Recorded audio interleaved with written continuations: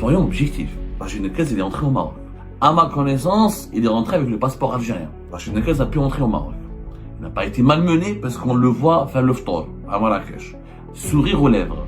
Et il a publié sa vidéo n'a pas été supprimée. Personne ne l'a obligé à la retirer ou à l'enlever. Alors imaginez une personnalité marocaine, est-ce qu'elle aurait pu rentrer en Algérie? D'abord, c'est pas possible. D'abord, une personnalité politique marocaine ne peut pas venir en Algérie parce qu'il faut le visa. Est-ce que les autorités algériennes auraient donné un visa à une personnalité politique marocaine? Et imaginez que cette personnalité politique marocaine serait venue en Algérie, par exemple. Comment il aurait été accueilli, comment il aurait été traité, ce Marocain, ou cette personnalité politique marocaine, comment il aurait été traité si il aurait affirmé dans une vidéo sur le territoire algérien, le Sahara occidental est un faux problème, c'est un territoire marocain, que l'Algérie soutient le Polisario. Comment il aurait été accueilli? Comment il aurait été reçu? Qu'est-ce qui aurait pu lui arriver? Est-ce que les autorités algériennes se seraient contentées uniquement de l'interroger, de le remettre en liberté et de l'expulser, ou de l'inviter à partir?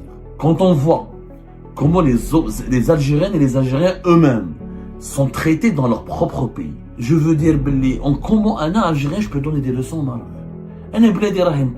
Comment moi, Algérien, je peux oser donner des leçons au Maroc alors que dans mon propre pays? Soyons objectifs. Rachid Nekez, il est entré au Maroc. À ma connaissance, il est rentré avec le passeport algérien. Une source algérienne m'a dit non, il a pu rentrer au Maroc avec le passeport français. Moi, ce que je sais, ce que je connais dans Rachid Nekez, c'est qu'il a rendu sa nationalité française, qu'il est uniquement algérien. Maintenant, est-ce qu'il a un autre passeport étranger? Je viens interroger Rachid Nekez là-dessus. Donc, quel que soit, même s'il a un passeport suisse ou américain, Rachid Nekez Marouf en tant que personnalité politique algérienne aujourd'hui.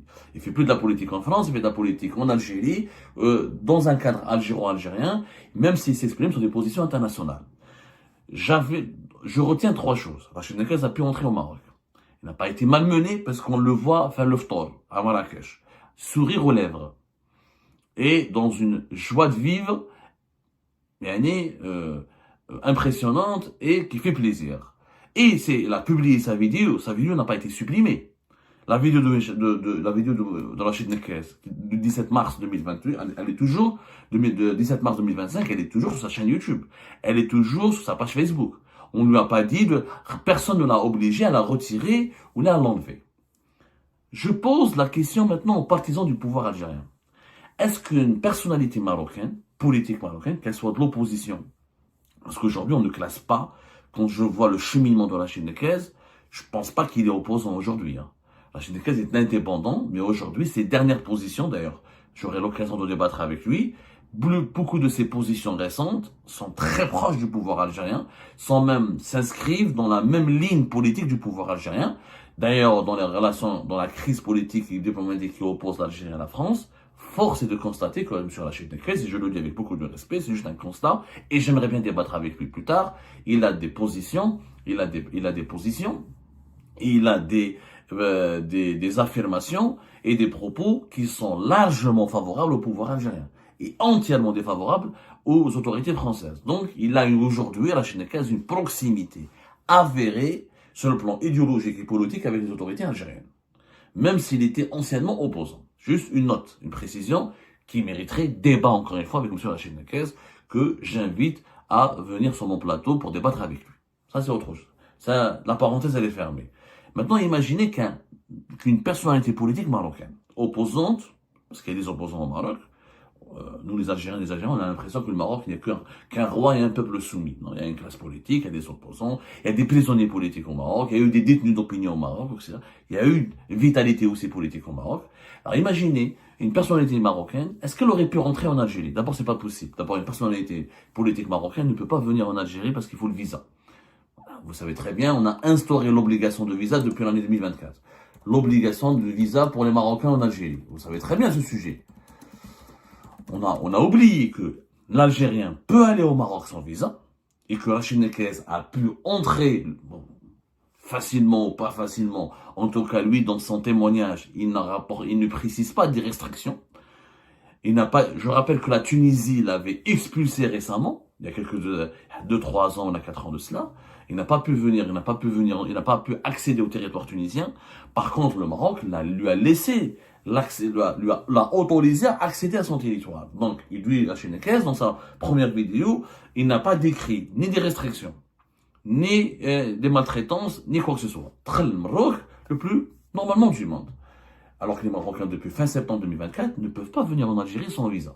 Est-ce que les autorités algériennes auraient donné un visa à une personnalité politique marocaine?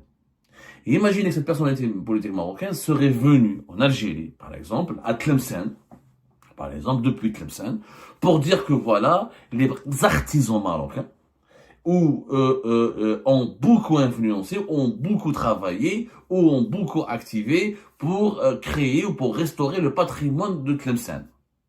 Ce qui est aussi une vérité historique. Alors, tous les gens de Tlemcen peuvent l'affirmer que les artisans marocains ont beaucoup travaillé lorsqu'ils ont beaucoup aidé dans les chantiers que Tlemcen a créé ou a abrité, capitale de la culture islamique. Et ensuite, comment il aurait été accueilli, comment il aurait été traité ce Marocain ou cette personnalité politique marocaine, comment il aurait été traité si il aurait affirmé dans une vidéo sur le territoire algérien le Sahara occidental est un faux problème, c'est un territoire marocain, que l'Algérie soutient le Polisario, que le Polisario n'est pas crédible, que la majorité des puissances mondiales aujourd'hui ne soutiennent pas le Polisario ni l'indépendance du Sahara occidental, que les États-Unis d'Amérique reconnaissent la souveraineté du Maroc sur le Sahara occidental, que la Ligue arabe soutient la souveraineté du Maroc sur le Sahara occidental, l'Arabie Saoudite, le Qatar ou les Émirats, l'Égypte, etc., que l'Espagne et la France soutiennent la souveraineté du Maroc sur le Sahara occidental, que les pays qui reconnaissent encore, ou qui défendent encore l'option de l'indépendance, ouvertement l'option de l'indépendance du Sahara occidental, sont de plus en plus, de moins en moins nombreux. Alors imaginez qu'un Marocain puisse dire ça en Algérie. Comment il aurait été accueilli? Comment il aurait été reçu? Qu'est-ce qui aurait pu lui arriver? Est-ce que les autorités algériennes se seraient contentées uniquement de l'interroger, de le remettre en liberté et de l'expulser, ou de l'inviter à partir? Quand on voit comment les Algériennes et les Algériens eux-mêmes sont traités dans leur propre pays, pour des messages sur Facebook, pour des likes, pour des critiques contre leurs propres dirigeants, ou contre la politique intérieure ou étrangère de leur propre pays, de leurs propres dirigeants, alors on se demande qu'est-ce qu'il aurait pu arriver à un Marocain, à une personnalité politique marocaine. On ne sait même pas si elle aurait pu rentrer, si elle aurait pu avoir le visa. Parce qu'encore une fois, les politiques algériens peuvent aller au Maroc sans visa. Et s'il y a des Algériennes et des Algériens qui ont été refoulés au Maroc, qui me contactent pour me donner leur témoignage. Parce que j'ai connu récemment pas mal d'Algériennes et d'Algériens qui sont partis passer leurs vacances au Maroc, il n'y a eu aucun problème. Or, les Marocains ne peuvent pas rentrer en Algérie, il faut le visa. Regardez la différence du traitement. Ça, c'est des faits, c'est objectif. Ça s'appelle l'objectivité, la description. Est-ce que un Rachid Nekez marocain aurait pu dire en Algérie ce qu'il avait dit au Maroc? Je rappelle que Rachid Nekez a fait de la prison à maintes reprises en Algérie. Je rappelle qu'il a failli mourir en prison, Rachid Nekez. Je rappelle que Rachid Nekez, Rachid Nekez, en critiquant les dirigeants algériens sur le sol algérien, a lui-même fait de la prison dans des conditions atroces. Il est sorti de prison dans des conditions catastrophiques. Il a failli mourir. Je dis bien qu'il a failli mourir. Rachid Nekez, on ne peut pas l'oublier, ce qui lui est arrivé. Rachid Nekez a été incarcéré à maintes reprises. Elle a été incarcérée une première fois le 5 décembre 2019 à la prison d'Oqlia, à l'époque de Gaï Salah, pour l'incitation à la violence par le biais des réseaux sociaux. Il a été, ensuite, il est resté en prison jusqu'à 2021.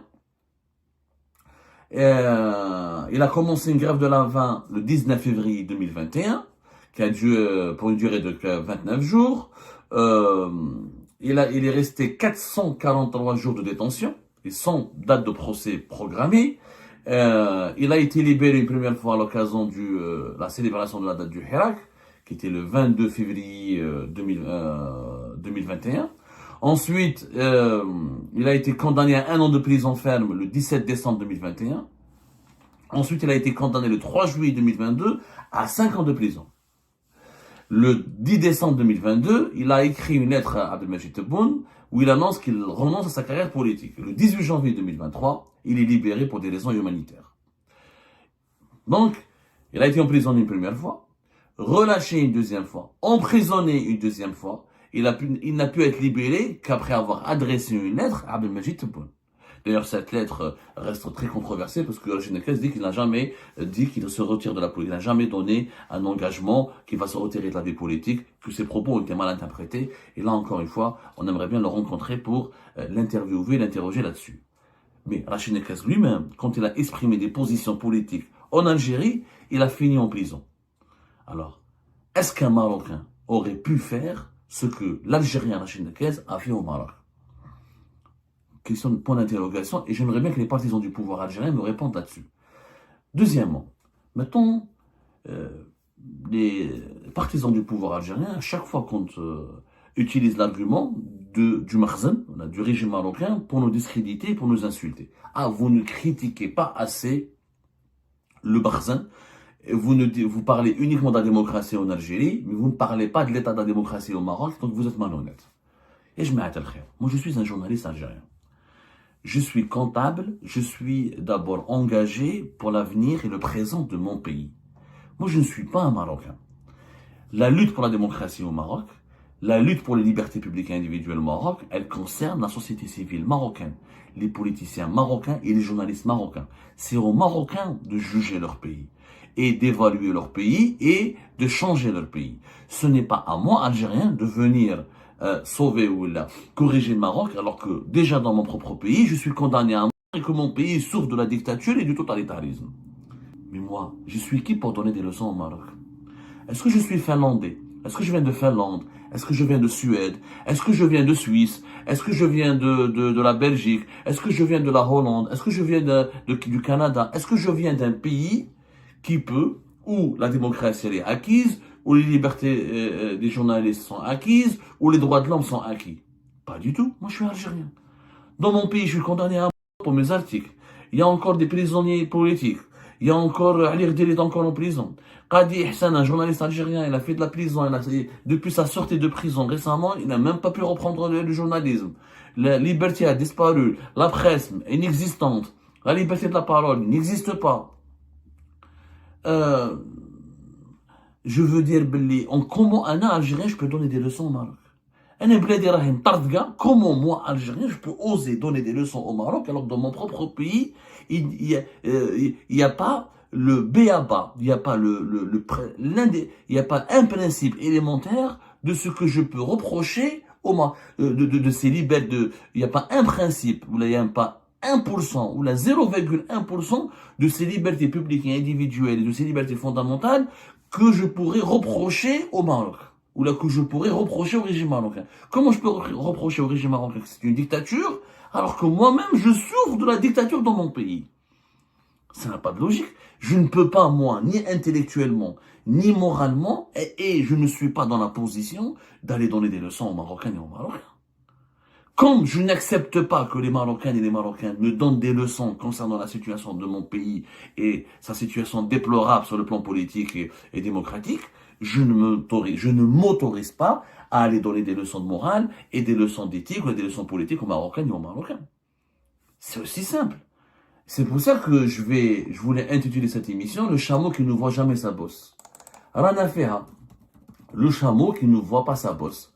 L'affaire en fait de Rachid Nekez illustre cette sagesse, ce vieux proverbe, cette sagesse populaire qu'on retrouve pratiquement dans toutes les cultures du monde. On retrouve surtout dans les pays où il y a des chameaux. Le chameau ne voit jamais sa propre bosse. Et maintenant, je vais aller au Maroc. Je vais donner des leçons sur la démocratie. Je vais parler de la démocratie, de la liberté d'expression, alors que dans mon propre pays, je suis condamné à mort, je suis incarcéré, persécuté et ma famille prise en otage. Quelle crédibilité je peux avoir? Aucune crédibilité. Rachid Nekez lui-même, il a failli en prison. S'il n'avait pas fait une lettre à Abdelmajid Tebboune, il n'aurait jamais pu voyager, il n'aurait jamais pu se retrouver en liberté. S'il ne s'était pas retiré pendant 2 ans dans la scène politique algérienne, de 2023 à 2025, il s'était complètement retiré. Et depuis début d'année 2025 ou la fin d'année 2024, il revient petit à petit. Donc ça veut dire quoi? Ça veut dire que s'il n'avait pas pris cet engagement, il serait encore en prison. Il serait encore en prison. Comment je peux comment je peux venir épingler le régime marocain alors que dans mon propre pays, il y a un régime aussi autoritaire, si ce n'est pas plus autoritaire? Donc, les Marocains ne peuvent même pas venir chez nous. Vous imaginez, vous, un journaliste ou un intellectuel marocain va dire ça? Donner son point de vue sur le Sahara occidental, un point de vue qui est contraire à la doctrine officielle défendue par les autorités algériennes, sans rien risquer? Ça m'étonne. Maintenant, sur le sujet du Sahara occidental, on peut avoir mille et un points de vue. Il y a un fait, c'est que la majorité des pays du monde ne se préoccupent pas de ce conflit. La majorité des pays du monde, notamment des grandes puissances, ne sont pas d'accord avec l'option de l'indépendance, même si au niveau de l'ONU, c'est vrai, faut le reconnaître, la situation n'est pas claire, ça n'a pas été clarifié, la souveraineté du Maroc n'a pas été reconnue encore par le droit international, le droit onusien, le droit de l'Organisation des Nations Unies. Ça, c'est un autre débat qu'on devrait aborder, oui, certainement. Il y a pas, moi, j'ai aucun tabou là. Moi, j'ai pas de tabou nulle part. Mais qu'on ne vienne pas, nous, Algériens et Algériens, donner des leçons de démocratie et de liberté et de droits de l'homme au Maroc voisin, alors que chez nous, c'est l'enfer, c'est le cauchemar dans ce registre-là. Et ben voilà, c'est la fin de cette vidéo mes amis. Je vous remercie comme d'habitude pour avoir suivi jusqu'à la fin. N'oubliez pas de nous laisser vos commentaires et vos réactions sur le sujet très intéressant de cette vidéo et de vous abonner à la chaîne si vous n'êtes pas encore abonné surtout. Donc voilà mes remerciements et mes salutations et à la prochaine dans une nouvelle vidéo. Au revoir.